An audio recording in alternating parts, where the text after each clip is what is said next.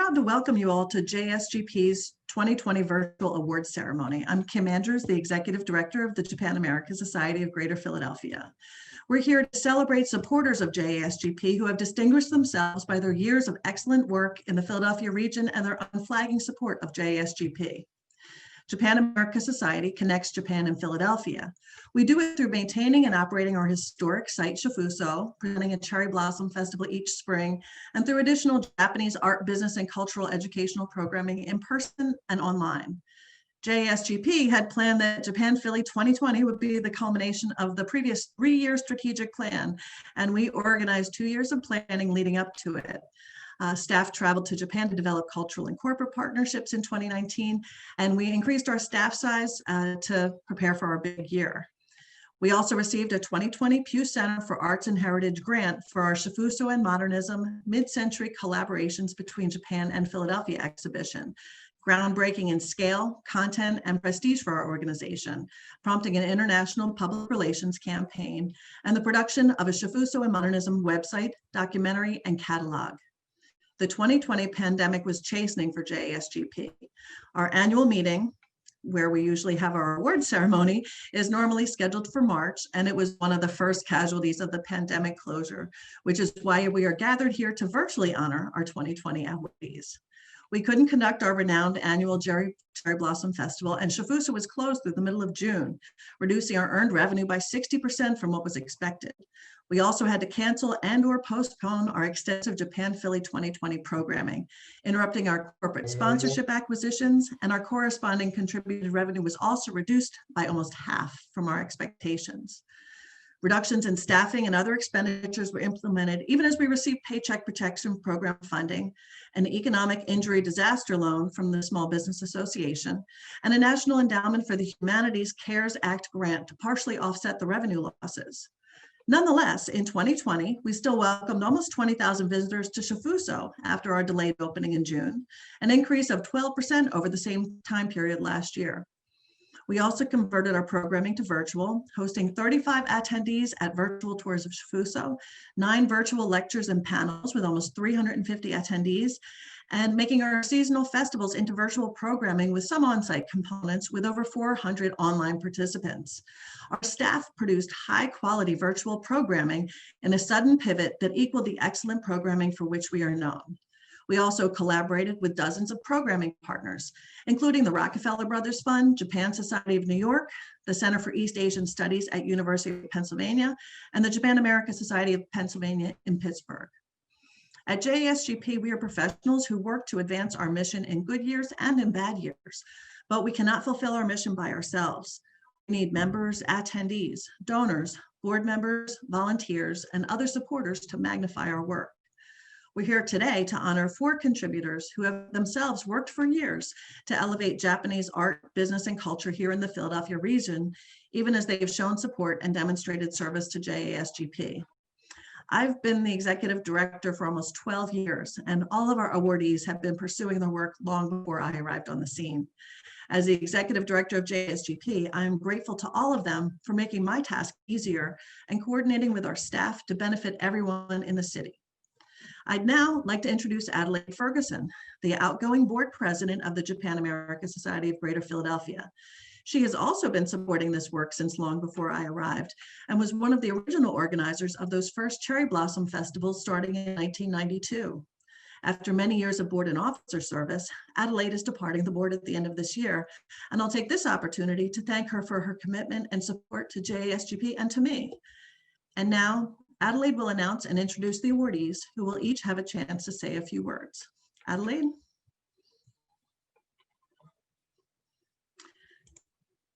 Adelaide, you are muted. Thank you, Kim, for those very kind words. It is my great honor today, and perhaps the final task I will have the honor of performing before I leave the Japan America Society Board, to congratulate our 2020 volunteer awardees. I'm going to announce each awardee individually, say a few words about them, and then we'll hear from each awardee in turn. The first awardee is for Excellence in the Arts, Helen Moss. Helen Moss has been involved with classical Japanese dance for more than 30 years. She is one of the very few non-Japanese licensed to teach in the elegant soke Fujima style. She holds regular classes in Long Island City, Manhattan, and at Shifuso. She is also the founding secretary and co-treasurer of the Ichi Fujikai Dance Association, a multicultural nonprofit organization devoted to performing and teaching classical Japanese dance. She is a spokes dancer. She dances and performs concert narration in venues such as Columbia University's Miller Theater and the Kennedy Center. She's also an independent scholar. She holds workshops and gives lectures about classical Japanese dance and related subjects at a wide variety of conferences. In 2015, she was honored to provide the costume and do costume dressing for a performance of Madame Butterfly at the Japanese ambassador's residence in Washington, D.C. She also did the prototype dressing for Rain in Madonna's Sweet and Sticky tour. Helen, it is our great honor to award you the Japan America Society's Volunteer Award for Excellence in the Arts. Congratulations. Would you like to say a few words? Yes. Am I muted or unmuted? You are unmuted. Good afternoon, everybody, and thank you all for zooming in. First, I'd like to thank everyone responsible for giving me this 2020 Excellence in the Arts Award from the Japan American Society of Greater Philadelphia, including Adelaide's wonderful introduction and presentation, Kim Andrews, Executive Director, and James Webster and Cara Petragulo, I'm sorry for mangling your name, who always help me out when I have a problem. Photographer Dale Rio, the person who introduced me as Shofuso and was also indispensable in starting up the Philadelphia Obon Festival. Sarah Gudula, the person who nominated me and who, along with Rachel Chilkotowski, are the dynamic duo of Nihonbuyo and Philly. This is an award which I feel very happy, very pleased, and very, very proud to accept. I would also like to dedicate it to the memory of my teacher, Fujima Nishiki, Yoko Watanabe, for whom I am named and who persevered in teaching classical Japanese dance in New York City into her late 80s. Although she is no longer with us, her centennial is this very annus horribilis 2020. And so we will likely be doing events we plan to honor her in 2021 or possibly even later. I'm wearing her obi in remembrance, knowing that I'm only her pale shadow. The first time I formally participated in any event at Shofuso was the last occasion, I believe, of an event called The Spectacle, June 4th, 2011. It was so very hot, and I dressed myself in kimono without a mirror in a tiny room at Shofuso, wondering if I could actually make myself look presentable enough. So here we are, and next year it will be 10 years dancing at Shofuso, or 9 years if 2020 isn't counted. When my teacher was about to retire to Los Angeles, our retired Grandmaster, Fujima Kanso III, visited us to make sure all was in order. She told us that if we start a new class, sometimes nobody will come, and we might have to dance alone for a while. Indeed, that did happen at Shofuso, and what a pleasure it was to dance on the veranda, looking out over the water, watching the koi swimming, feeling the breeze, hearing the birds singing, and seeing the turtles sunning themselves. These things never happen in any dance studio in New York City.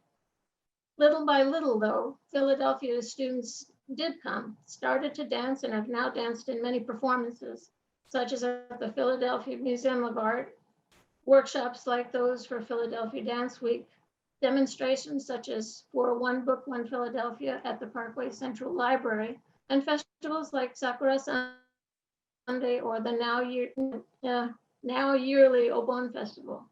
This is all very gratifying to most of us. But I'd like to ask you to let your imagination soar just a little bit farther, because we can actually do more. The Soke Fujima style is one of the leading styles of dance within the Kabuki theater. If you saw Kabuki Cool on NHK World recently, you would have seen our grandmaster, Fujima Kanjuro VIII. As such, we have always wanted to take that next step in Philly by using the same kind of gorgeous costumes and makeup that Nihonbyo uses on stage. We are able to do this, and Ichifuji Kai has done it in New York City, but it is impossible for us to do it at Shofuso at present. On the one hand, kabuki makeup is far too messy to take the chance of allowing those who do not use it very often to apply it in Shofuso itself.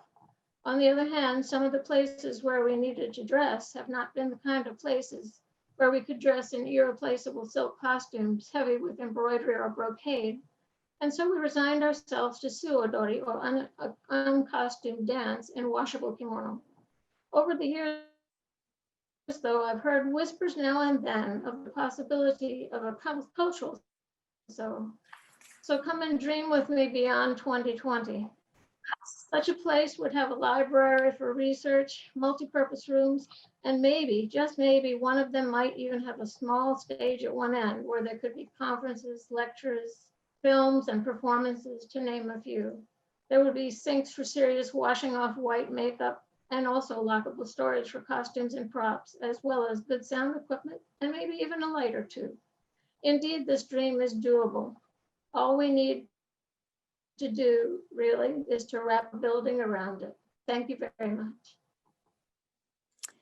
Congratulations, Helen.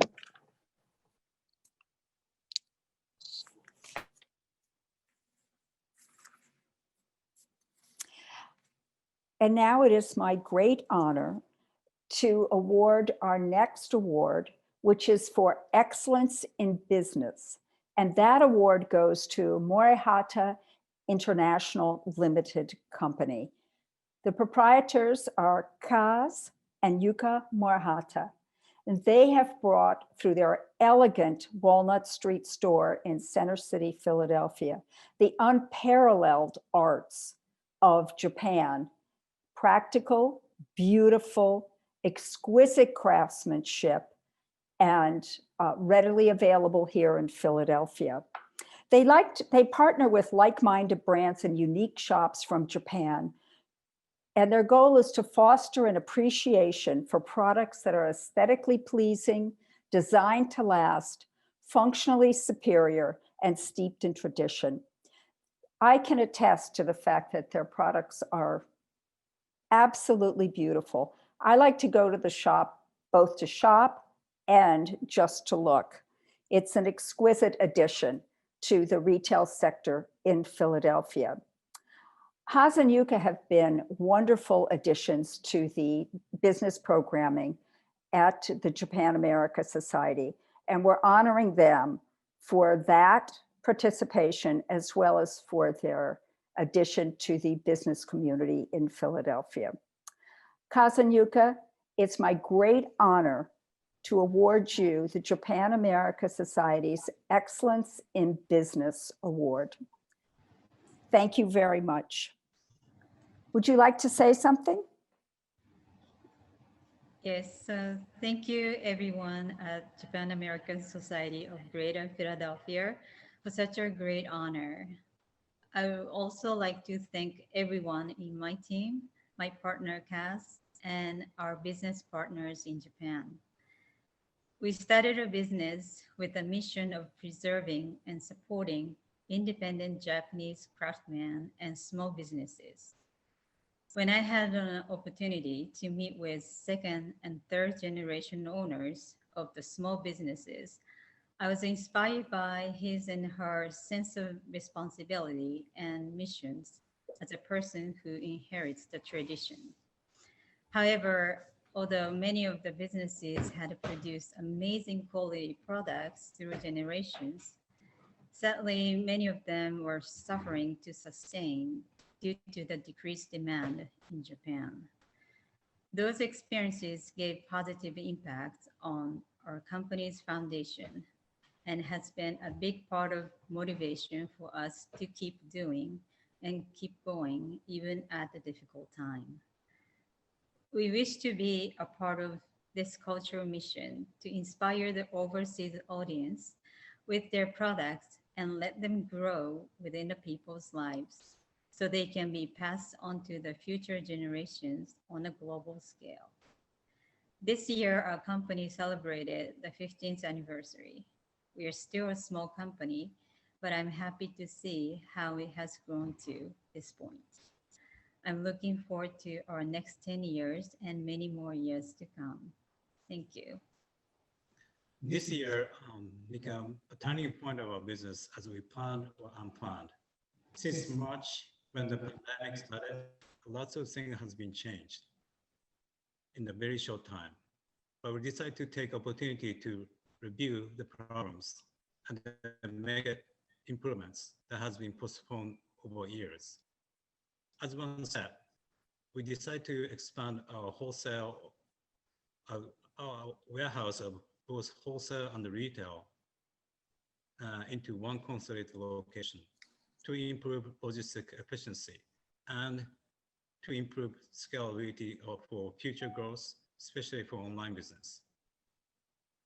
We will continue offering workshop events to engage with the local community and share the inspiration of creativities and craftsmanship in new locations. We are also planning to introduce new programs in near future. Thank you, Japan American Society of Greater Philadelphia. We are extremely honored to be receiving such an important award. Thank you for all of your important work in Philadelphia and for being loyal volunteers for the Japan America Society.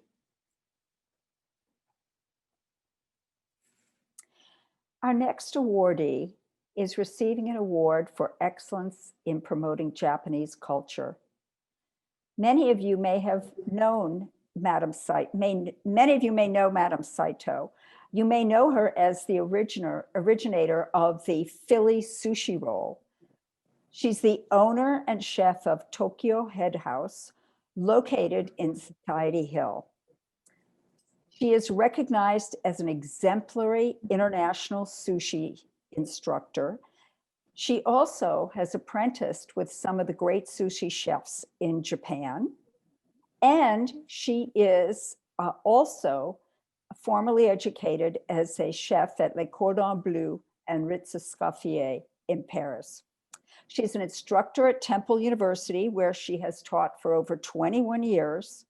And Temple awarded her an honorary doctorate in education in 2009. She's also received the Chef of the Year award from the American Culinary Federation in 2010 for Pennsylvania, Delaware, and New Jersey. And for the past 15 years, she has been a fixture at the Cherry Blossom Festival in Fairmount Park, conducting our fabulous Sushi Samurai of the Year competition. Madam Saito, it's our great honor to give you the Japan America Society 2020 Excellence in Culture Award. Would you like to say a few words? Yes. Hello, everyone. Thank you very much. First, Kim and Kara. During this pandemic period, everyone's so lazy to work, right? But both of you try too hard to protect Sofuso. I wish I would have a part of sushi making class in there. So now first, I am Madam Saito from Japan, from Tokyo to this country. My first dream is for education for 3 sons. My Saito Kenji, John Saito, and Tony Saito. 3 of them, I want to put them in University of Pennsylvania and Temple University. That they did my dream true. They study very hard, and now 32 years later, they become one. Tony Saito is a dentist. And the second one, John Saito, is a doctor for children's lung in California. And my number 3 is great, Kenji Saito. He graduated with doctor and lawyer. Now he's working in Maine, so far away from Philadelphia. So that's my first dream. I was happy I did it. But now my dream for myself, I would like to promote whole the culture of Japan, special sushi. How do you make sushi? How do you eat sushi? And how do you make sushi for the seasoning? What, winter, summer, we have a different kind of sushi to make. So I'm so happy that Cherry Blossom Festival bring me a lot of chance to get the students to be there to be the contestants. All my contestants, I training them from beginning. Now I'm so happy. Every year we have the chance for them to present in front of thousands of people in Cherry Blossom as the samurai, sushi samurai of the year. And they are very proud. I'm so sad that this year we cannot have it, but next year we are going to do the same. And I have more students to attend the Cherry Blossom Festival.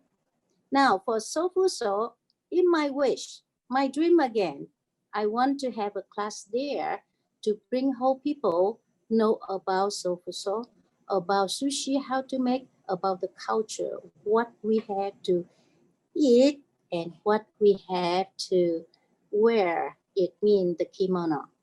Yes, so thank you very much. Everyone gave me the chance to do my dream come true with the sushi, Queen of Sushi in Philadelphia with my documentary will be next year. And I would like to continue to do my sushi classes for everyone in Philadelphia who loves sushi. Thank you very much for this meeting. I'm so glad. I'm happy that I can talk. Thank you. We're happy too, Madam Saito. Congratulations on your many, many accomplishments and on receiving this award. Our next award is for Outstanding Volunteer. And that award goes to our good friend, Frank Chance. I believe Frank was involved with Japan America Society before I became involved with the society, which was over 20 years ago. No one could be more deserving of this award for Outstanding Volunteer. Frank has held every role I can imagine at the Japan America Society and Shifuso. He was the executive director of the Japanese House and Garden for many years. He is just stepping down as secretary of the board of the Japan America Society, and he's an invaluable touchstone to keep us informed about culture and Japanese tradition. Frank was at the Center for East Asian Studies at the University of Pennsylvania for many, many years. Since retiring as the associate director of the center, he has spent much of his time on projects related to the Shikoku 88 temple pilgrimage. He completed the pilgrimage on foot in February and March 2016, and he has made numerous presentations on that experience. His article appeared in spring 2017 in the issue of Education About Asia. He's also been involved in many other projects since his retirement. He just completed the manuscript of a survey textbook tentatively titled Korean Art, A Comparative History, which is currently under consideration at the University of California Press. And he also publishes other academic articles. His next project will be writing a biological monograph on the late Edo eclectic painter, Tani Buncho, and he frequently collaborates with the Foreign Policy Research Institute on their programs. Frank, it's our great honor to give you this much deserved award for the Outstanding Volunteer for the Japan America Society for 2020. Congratulations. Would you like to say something? Yes. First off, thank you for the honor of receiving this award. And I want to say thank you to a lot of different people for the opportunity to volunteer. It's so much easier to volunteer in a place that's well managed, beautiful, and that is filled with the activities of our friends in the arts and in business. So going to Shofuso is, whether I'm going there for a meeting to talk about how to take care of the garden, or whether I'm going to a Japan American Society meeting to act as secretary, or any of the other duties that I've been able to volunteer for over the years. It's always a pleasure to be involved with people who are dedicated to making this endeavor work. I'm certainly not going to argue with Helen or Madame Saito about the fact that we need a cultural center, a visitors center on site to provide the additional support that the house and garden need. But in the meantime, I know we'll all do our best to enjoy the site and to take care of the site. It's a real treasure to have the Japanese house, the Shofuso house and garden in Philadelphia. We've had a wonderful program this year, even during the pandemic, presenting the relationships between Shofuso and other modern and contemporary artists and or organizations, including not only the architect of Shofuso, Yoshimura Junzo, but also local artisans like George Nakashima and the Raymond family in New Hope. So that program has been a wonderful thing to be involved with, along with all the other things that we've been able to do, even though we've had to curtail a lot of activities because of the pandemic. So my thanks to the organization for what you've done, to Kim for keeping the organization working well, to Kara, James Webster, Yuka Yokoyama for their work in putting the programs together and making it all happen. And of course to Adelaide for presiding over all those meetings that most of the time I enjoyed taking the minutes of. So it's been a good run. I'm stepping down as secretary, but I'm not going to get rid of, you're not going to get rid of me yet. I'll be around as part of the garden committee and for other activities, I hope for a long time to come. So thank you, and thanks to everyone. Thank you, Frank.